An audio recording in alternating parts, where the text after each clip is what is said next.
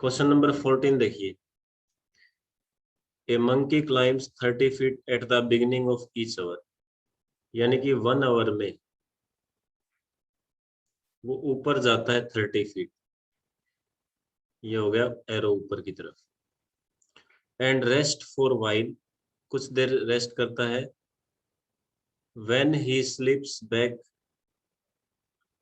20 feet before he again starts climbing in the beginning of the next hour. देखो next hour में ऊपर जाने से पहले वो क्या होता है, 20 फीट स्लिप डाउन। इसी फर्स्ट आवर के दौरान 20 फीट वो नीचे आ जाता है। ठीक है, 30 फीट का जंप किया और फिर 20 फीट स्लिप डाउन हो गया। तो सबसे पहले तो आप क्या देखोगे कि 1 आवर में क्या जा रहा है, वो 10 फीट ऊपर। ठीक है, जो ऊपर जा रहा है उसको प्लस का कर लो और इसको माइनस का, तो 1 आवर में क्या बच जाएगा, 10 फीट ऊपर बच जाएगा। उसके बाद क्या होगा, उसने 8 बजे ऊपर जाना स्टार्ट किया, तो वह 120 फीट हाइट को कब अचीव करेगा, ये पूछा है आपसे। तो इसको समझो, 120 फीट में सबसे पहले क्या करो बच्चों, जो ये फर्स्ट एक्शन है 30 फीट का, इसको माइनस कर दो। इसको माइनस क्यों कर रहे हैं, ये भी आपको क्लियर हो जाएगा। क्योंकि जो ये 30 फीट है, ये लास्ट आवर का अटेम्प्ट है, उसका लास्ट अटेम्प्ट। ठीक है, मान लो कि वो यहाँ पहुंच गया। ठीक है, इस पोल की हाइट 120 और वो यहाँ पहुंच गया, और लास्ट में जैसे ही वो 30 फीट की छलांग लगाएगा, वो तुरंत यहाँ टॉप पे पहुंच जाएगा।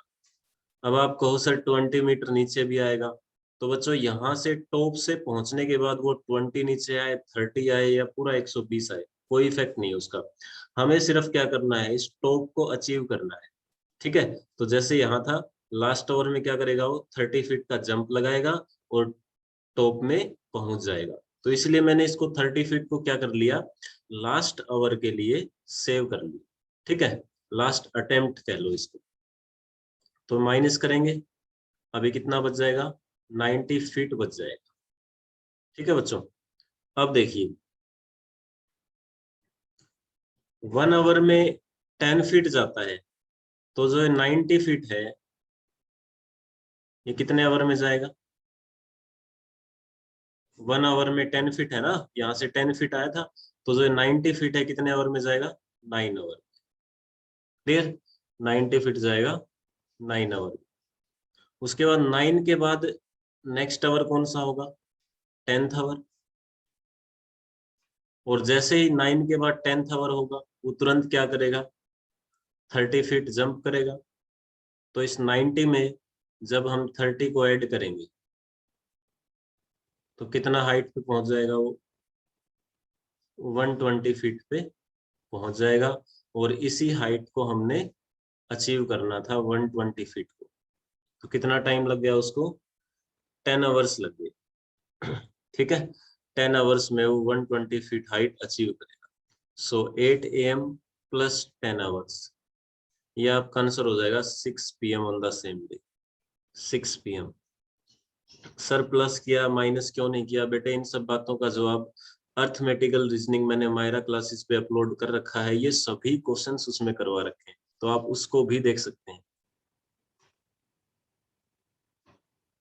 क्योंकि इतना समय नहीं है ना कि एक एक क्वेश्चन को इतना टाइम लगाएं, वहां वीडियो सेव है, आप आराम से देखते रहें उसको। Clock takes 7 second to strike 7। देखिए यहाँ पे दो चीजें, एक तो है स्ट्राइक और एक है टाइम। स्ट्राइक की वैल्यू कितनी है, स्ट्राइक 7, ये क्वेश्चन कंफर्म आएगा। और टाइम की वैल्यू क्या है, क्लॉक में भी आता है, टाइम की वैल्यू है 7 सेकेंड। ठीक है, 7 स्ट्राइक में वो 7 सेकेंड का टाइम देता है। इसका मतलब क्या हुआ कि स्ट्राइक का मतलब, जैसे अपनी जो क्लॉक है, वो जो नीडल है वो स्ट्राइक करती है, 1 पे स्ट्राइक करेगी, 2 पे करेगी, 3 पे करेगी, 4 पे करेगी। ठीक है, तो इस तरह से 7 स्ट्राइक का मतलब 1 से 7। आप ये देखो कि इनके बीच का जो गैप है, यहाँ ये जो गैप है, कितना गैप हो गया? 6 का गैप हो गया ना, जो इंटरवल है 1 2 3 4 5 6। तो बच्चों यहाँ जैसे ही स्ट्राइक आ जाए आपको इंटरवल निकालना होगा। अब स्ट्राइक 7 का मतलब नंबर ऑफ इंटरवल क्या हो जाएंगे? 6।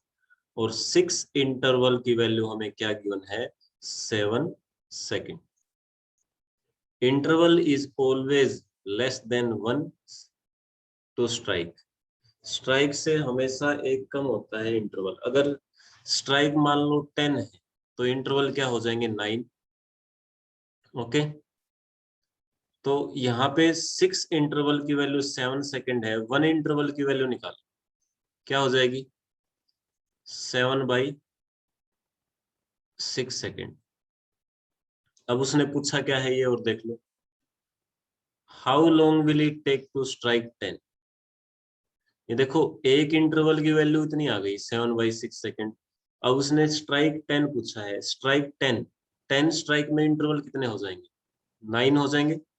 तो बच्चों 9 की वैल्यू क्या हो जाएगी? अगर 1 की वैल्यू ये है तो 9 की वैल्यू क्या हो जाएगी? 7/6 इंटू 9। 9 कहाँ से आया? स्ट्राइक 10 है तो इंटरवल एक कम हो जाएगा। जैसे यहाँ पे 7 में 6 था ना, ऐसे ही 10 में 9।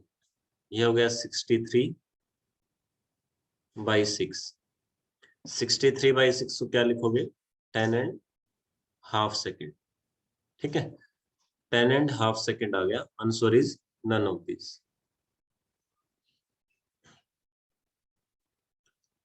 अक्षत मॉड्यूल भेज देंगे बेटा, मेल भेजिए आप।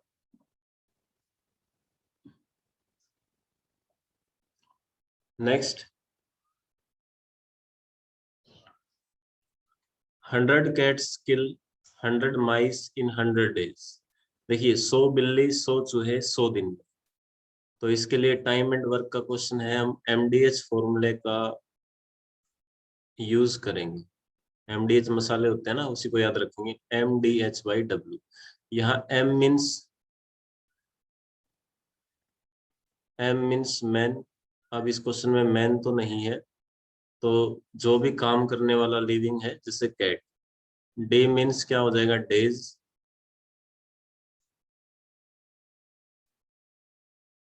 एच मीन्स, अब आप समझ रहे होंगे, एच मीन्स आवर।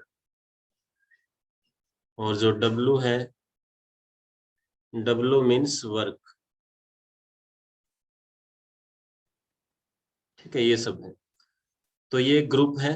अगर दूसरा ग्रुप आ जाए, जैसे ये तो एक ग्रुप है यहाँ तक, अब ये सेकंड ग्रुप है।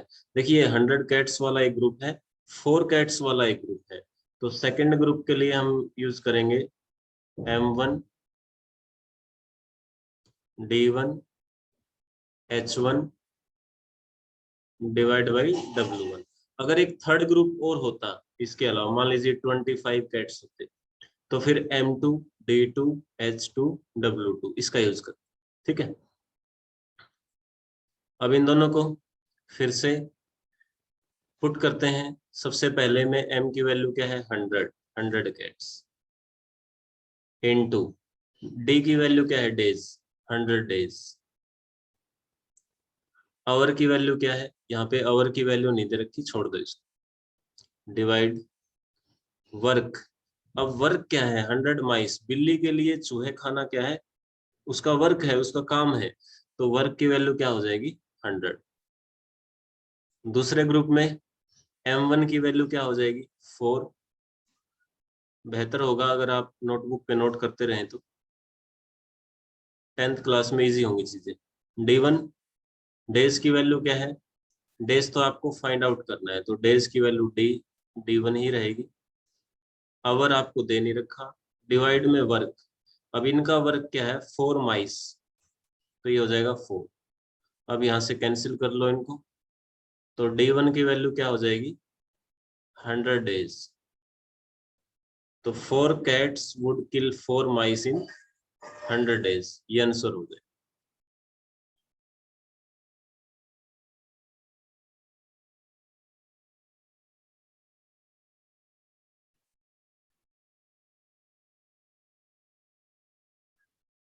On children day sweets were equally distributed among 175 children. 175 बच्चों में स्वीट्स को बांटा गया और उस दिन क्या हुए, 35 चिल्ड्रन वर अब्सेंट। अब अब्सेंट हुए हैं तो पहले मान लो एक बच्चे को 5 चॉकलेट मिलनी थी, अब कितनी मिलेगी? कुछ बच्चे अब्सेंट होने की वजह से चॉकलेट तो उन्हीं के बीच डिस्ट्रीब्यूट होनी है, तो पहले से ज्यादा मिलेगी। और कितनी ज्यादा मिलेगी? 4 एक्स्ट्रा मिलेगी। तो टोटल स्वीट्स आपको बतानी है। ठीक है भाई, तो कैसे करेंगे? लेट टोटल स्वीट्स को मान लीजिए कि एक्स है। ठीक है, एन मान लेते हैं।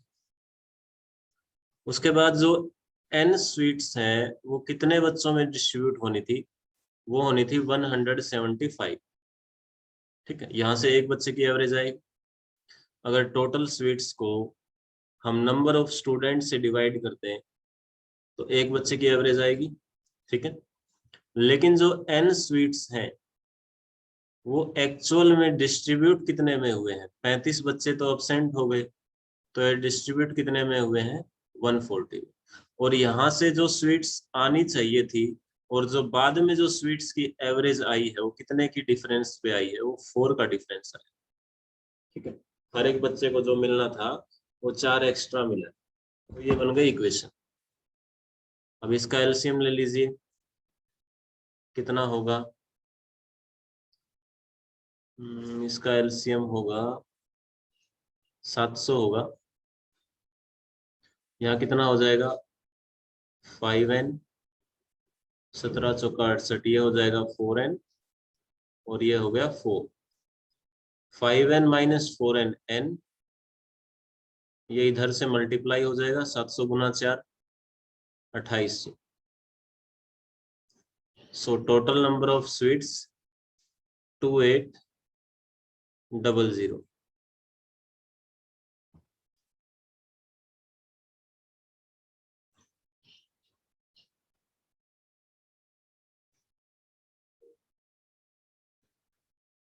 Mister X a mathematician defines a number as connected with 6। उसने डेफिनेशन बना दी कि 6 से कनेक्ट कौन से नंबर होंगे। If it is divide by 6, अगर वो 6 से डिवाइड होता, जैसे मान लो 6, 12, 18।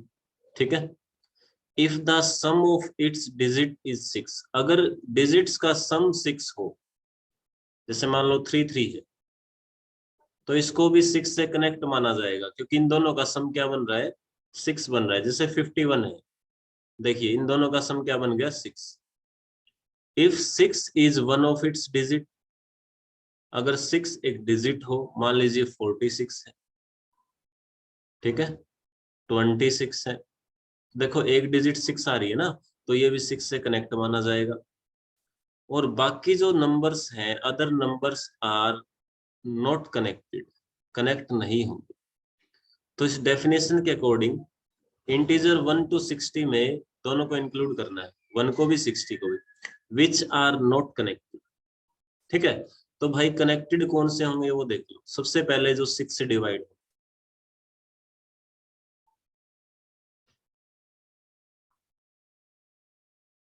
8 है भैया।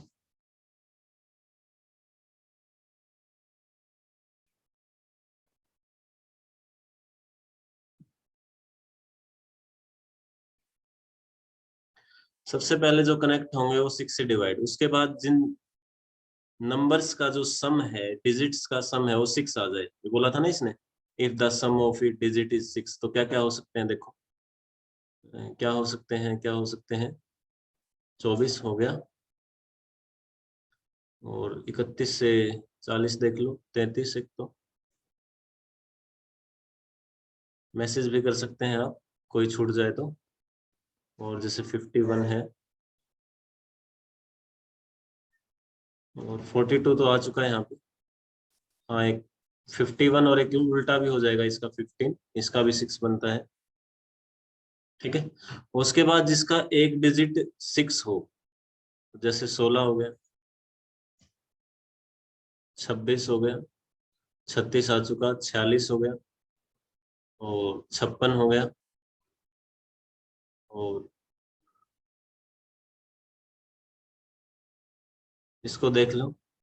तो यहाँ से अब इनको टोटल देखो, 1 2, ये 10 तो ये हो गए, 11 12 13 14 15 16 7, कितने हो गए?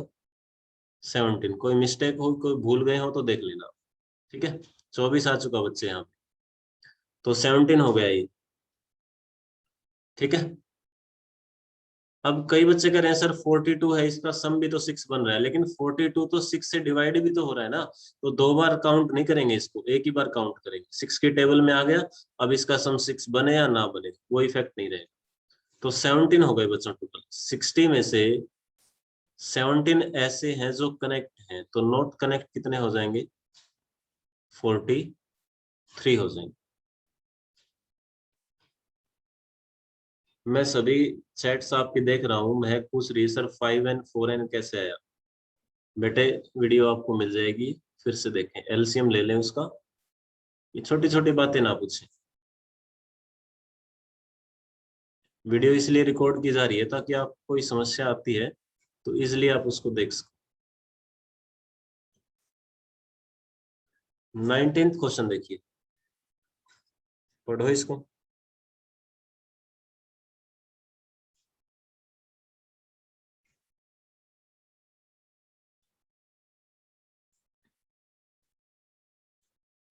देखिए उसने फर्स्ट कस्टमर को बुलाया and sell half his egg and half an egg. तो सबसे पहले तो पूछा क्या है ये देख लो। If in the end the vendor was left with 3 eggs did he have initially, तो उसके पास इनिशियली कितने थे? इनिशियली मान लेते हैं भाई हम n थे। अब फर्स्ट कस्टमर आया, उसने फर्स्ट कस्टमर को क्या किया? Half his egg and half an egg, यानी टोटल का हाफ, तो n का हाफ n/2, और प्लस में क्या दिया? एक एग का हाफ, आधा अंडा अलग से दिया उसको। ठीक है, हाफ एग। तो अब इसका एलसीएम लेके सोल्व करोगे तो फर्स्ट कस्टमर को उसने कितना दिया? n+1/2। यहां तक क्लियर सभी? टू द सेकंड कस्टमर, अब सेकंड कस्टमर को, तो ऐसा नहीं कि अभी यहाँ सेकंड कस्टमर है और स्टार्ट कर दिया, सबसे पहले बच्चों रिमेनिंग निकालेंगे, क्योंकि टोटल टोटल में से उसने कुछ पहले को दे दिया ना, तो रिमेनिंग भी तो बचेगा उसके पास, उसके बाद ही तो उस सेकंड को देगा। n था टोटल, उसमें से फर्स्ट कस्टमर को कितना दिया? n+1/2। ठीक है, इसको माइनस कर दो, अब 2n, एलसीएम लोगे ना, 2n माइनस n कितना बनेगा? n, और ये +1 क्या बन जाएगा? -1 डिवाइड बाई 2। तो ये बच गया रिमेनिंग n-1/2। अब जो सेकंड कस्टमर को देगा, सेकंड कस्टमर को इसमें से देगा, क्योंकि फिलहाल उसके पास इतना माल बचा हुआ है। ठीक है, अब आ गया सेकंड कस्टमर। सेकंड कस्टमर को क्या किया? He sells half of what he has left with and half an egg. उसने ऐसा ही किया कि इसका हाफ का मतलब क्या है? इसको हाफ से मल्टीप्लाई कर देंगे सीधा सीधा, तो कितना हो जाएगा? n-1/4, प्लस में हाफ अलग से जैसे पहले को दिया था। अब इसको सोल्व कर लो एलसीएम लेके, कितना एलसीएम हो गया? 8, सॉरी 4, और ये बन गया n, ये -1 और ये प्लस का 2 बच जाएगा, प्लस का 2 हो जाएगा ना एलसीएम लोगे तो। ये आप सोल्व कर लेना, मैं एक एक चीज को नहीं करके दिखा सकता यहाँ पे। तो ये n+1/4 हो गया। अब पहले को देने के बाद जैसे रिमेनिंग निकाला था, ऐसे ही रिमेनिंग यहाँ पे निकालो। अब रिमेनिंग निकालो, देखो उसके पास इतना स्टॉक था, फर्स्ट को देने के बाद इतना स्टॉक था ना, n-1/2, n-1/2 था उसके पास, और उसमें से इतना उसने दे दिया सेकंड को, ये दे दिया n+1/4, n+1/4। ठीक है, तो ये कितना बच जाएगा? एलसीएम क्या आ गया? 4, ये क्या हो जाएगा? 2n और -n, n हो गया, ये माइनस का 2 और ये माइनस का 1, -3 हो जाएगा, क्योंकि ये ब्रैकेट ओपन होगा तो जो प्लस वाली वैल्यू क्या हो जाएगी, माइनस हो जाएगी। अब थर्ड कस्टमर, उसने क्या किया, थर्ड कस्टमर को सबसे पहले जो बचा हुआ है, ये बचा हुआ है, इसका हाफ, इसका हाफ कितना हो जाएगा, n-3/8 और प्लस में हाफ, जैसा वो करता आ रहा है अभी तक। तो ये कितना हो गया उसके पास 8, और ये हो गया n, ये माइनस का 3 और यहाँ प्लस का 4 बनेगा, 2 4 8 है ना, क्या बनेगा, प्लस का n+1/8, ये दे दिया थर्ड कस्टमर को। अब उसने बोला, स्टेटमेंट पे आ जाओ एक बार, if in the end the vendor was left with 3x, last में उसके पास 3x बच गए, तो रिमेनिंग और निकाल लो एक बार। सेकंड को देने के बाद ये बचा था n-3/4, और इसमें से इतना दे दिया थर्ड कस्टमर को, n+1/8। तो देखिए कितना बचा, एलसीएम क्या आ गया 8, ये हो गया 2n और -n, ये हो गया माइनस का 6 और माइनस का 1, -7। तो लास्ट में उसके पास ये बच गया n-7 डिवाइड बाई 8, और इसकी वैल्यू उसने बता रखी है कितनी है, 3। यही बोला है ना, if in the end the vendor was left with 3x। ठीक है, अब इसको 8 को उधर क्रॉस मल्टीप्लाई करो, तो n-7 कितना हो जाएगा, 8×3 = 24, n की वैल्यू क्या हो जाएगी -7 को उधर ले जाओ, 24 + 7, n की वैल्यू हो गई 31। Initially he had 31 eggs। Sir उसने किसी एग को तोड़ा नहीं, फिर हाफ कैसे किया है, लॉजिक्स के क्वेश्चन है बेटा, हमें नहीं पता, जैसा उसने बोला था हाफ हम करते गए और आंसर हमारा आ गया। So answer is 31। इनिशियली हमने n माना, फर्स्ट कस्टमर को टोटल का हाफ प्लस में हाफ अलग से, तो ये हो गया। फिर रिमेनिंग निकालेंगे, रिमेनिंग वाला पार्ट ध्यान रखना, क्वेश्चन आपका इजिली सोल्व हो जाएगा।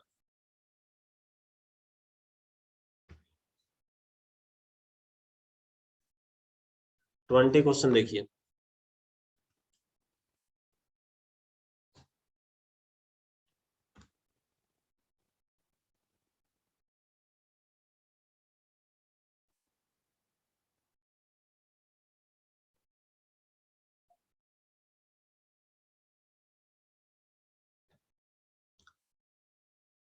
डिनर पार्टी में 2 guest use a bowl of rice between them. ठीक है, 2 गेस्ट के बीच में एक राइस की बाउल सर्व की जाती है। 3 guest dal and 4 guest meat. Total 65 dishes हैं। यहाँ बच्चों डिशेज का मतलब है बाउल से, 65 bowl. How many guest, let total guest X. ठीक है, ये लिखने में समस्या होती है इसलिए मैं इसको एन ही मान लेता हूँ, टोटल गेस्ट एन। अब सबसे पहले ये बताओ कि 2 गेस्ट के बीच में एक राइस की बाउल सर्व की जाती है, तो मैं आपसे पूछूंगी बच्चों, टोटल राइस की कितनी बाउल होंगी, ये कैसे निकालोगे आप। तो आप कहोगे सर, अगर हम टोटल पर्सन को किससे डिवाइड कर दें, हम 2 से डिवाइड कर दें, तो हमारे पास मान लो भाई 50 गेस्ट हैं और 2 के बीच में राइस की बाउल सर्व की जाती है, तो टोटल राइस बाउल्स कितनी आ जाएंगी, 25 आ जाएंगी ना, ऐसे ही तो निकालेंगे। ठीक है, ये तो क्या हो जाएगी, राइस।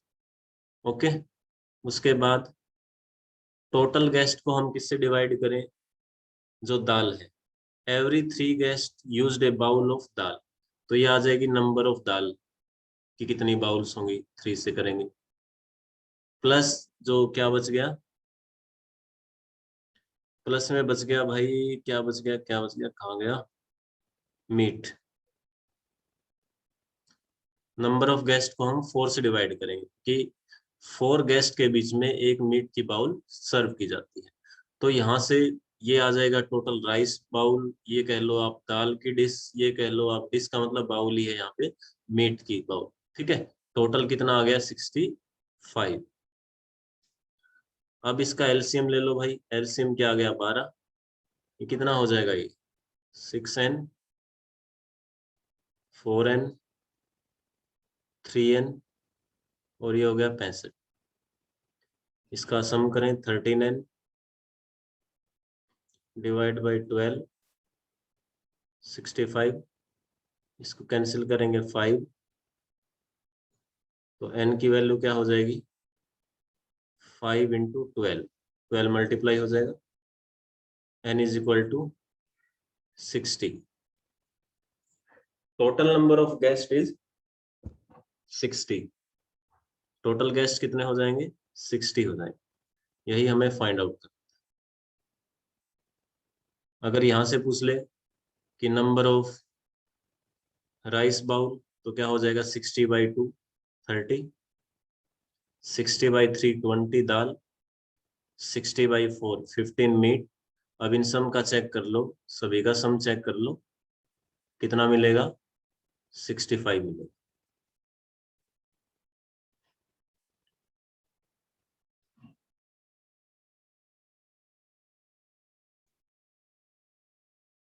ट्वेंटी वन क्वेश्चन को एक बार ड्रॉप करें, वेन डायग्राम से 22 23 सबको ड्रॉप करें, स्पेशल करवाऊंगा ये क्वेश्चन, इजी है वैसे तो।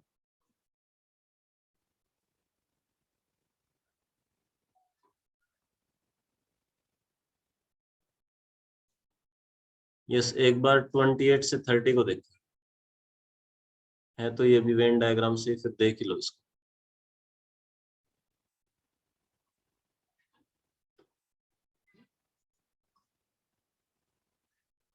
एक पब्लिशिंग फर्म है, वो 3 तरह के न्यूज़पेपर पब्लिश करती है, ABC, और ये सब इंफॉर्मेशन है। Newspaper A read by 26। तो कैसे करेंगे इन क्वेश्चंस को,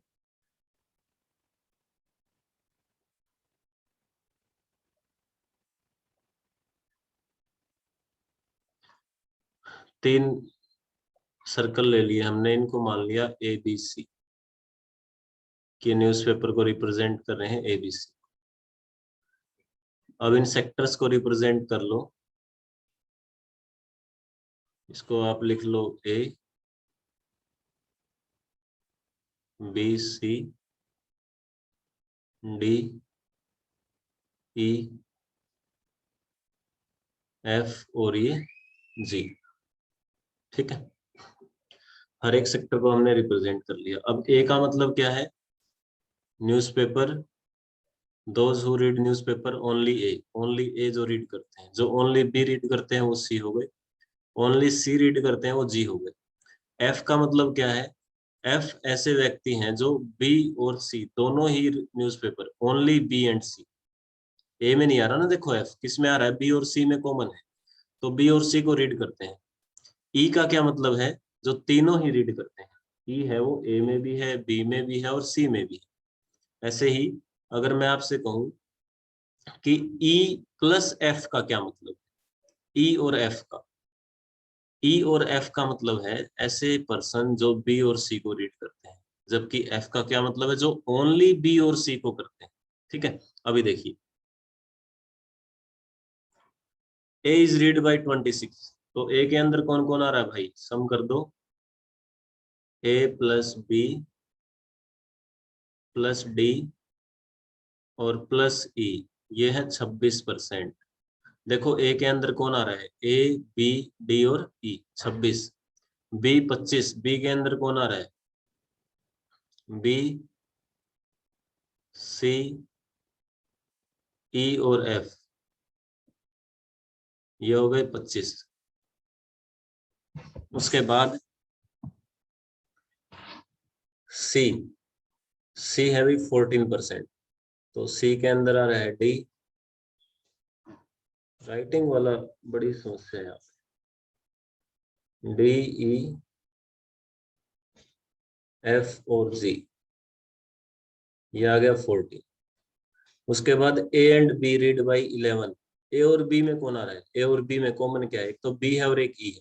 अगर यहाँ लिखा होता ना only A and B, only A and B में कौन आता? सिर्फ बी आता। लेकिन उसने बोला है ए एंड बी, तो दोनों में कौन आएगा? बी भी आएगा और ई भी आएगा। तो लिख लीजिए बी प्लस ई कितना है? 11। B and C 10%। बी और सी में कौन आएगा? ई और एफ। ई और एफ 10%। सी एंड ए 9%। सी और ए में कौन आएगा? डी और ई।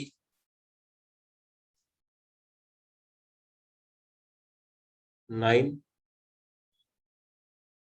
सी ओनली 0%। सी ओनली में कौन आएगा? जी आएगा। ओनली सी में कौन आएगा? जी आएगा। इधर रखा भाई 0। तो अभी क्वेश्चन को ना देखिए, सभी की वैल्यू निकाल। जैसे क्वेश्चन पूछा है the percentage of readers who read all the 3 newspaper. All the 3 में कौन आएगा? ई आएगा। तो हमें ई की वैल्यू चाहिए।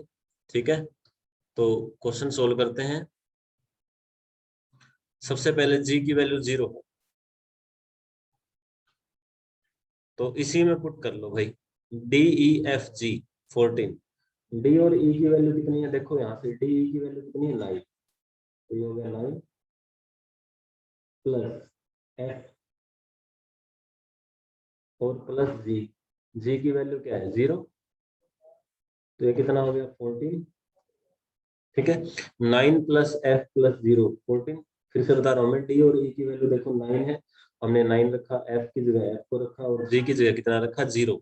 तो यहाँ से आपको एफ की वैल्यू मिल गई। 9 उधर माइनस होगा तो एफ की वैल्यू क्या मिल गई? 5 मिल गई। ठीक है, एफ की वैल्यू 5 मिल गई। अब एफ की वैल्यू 5 है तो यहाँ से ई की वैल्यू निकाल लो इस इक्वेशन से। ई की वैल्यू क्या हो जाएगी यहाँ बताओ? एफ की वैल्यू यहाँ 5 पुट करो तो ई की वैल्यू क्या हो जाएगी? 5। अगर ई की वैल्यू 5 है तो डी की वैल्यू भी आ जाएगी। यहाँ 5 पुट करोगे तो डी की वैल्यू क्या आ जाएगी? 4। ठीक है, अब यहाँ से इन सभी की वैल्यू आ गई डी ई एफ जी। ठीक है, तो उसने आपसे पूछा था the percentage of readers who read all the 3 newspaper, यानी कि ई, और ई की वैल्यू क्या आई है? 5। अब बाकी भी वैल्यू निकाल लो। जैसे ये है बी सी ई एफ, तो बी की वैल्यू आई हमारी? नहीं आई अभी तक। तो चलो बी और ई की वैल्यू रख लो। बी और ई की वैल्यू क्या है बच्चों? 11। ये देखो 11 है ना, तो यहाँ हमने रखा 11 प्लस सी, प्लस में सी और प्लस एफ। एफ की वैल्यू क्या है? 5 और इक्वल टू कितना हो गया? 25। तो यहाँ से सी की वैल्यू कितनी हो जाएगी? 25 माइनस ये 16 9 हो गया। ठीक है, सी की वैल्यू क्या हो गई? 9। अब यहाँ भी पुट कर लो। बी की वैल्यू क्या है? यहाँ से निकाल लो बी की वैल्यू।